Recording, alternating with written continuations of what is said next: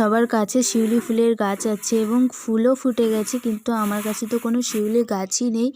ফুল তাই কোথা থেকে আসবে। অনেক খোঁজাখুঁজি করেছি, শিউলি গাছ পাইনি। আজকে স্কুল যাওয়ার সময় একটা কাকিমার বাড়ির পাশে দেখলাম একটা শিউলি গাছ হয়ে আছে। কাকিমাটাকে ডেকে বললাম, কাকিমা আমাকে এই ফুল গাছটা দেবে? কাকিমা বলল, হ্যাঁ তুমি নিয়ে যাও, আমার কাছেও তো আছে একটা গাছ।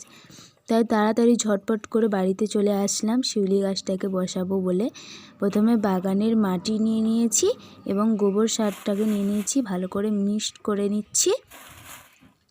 এরপরে একটা তেলের টিন, তো এটা সবাই নিশ্চয়ই জানো, এর নিচে একটু বড় ছিদ্র হয়ে গিয়েছিল বলে আমরা একটু প্লাস্টিককে কেটে দিয়ে দিয়েছি, মাটি যাতে না বাড়িয়ে যায়।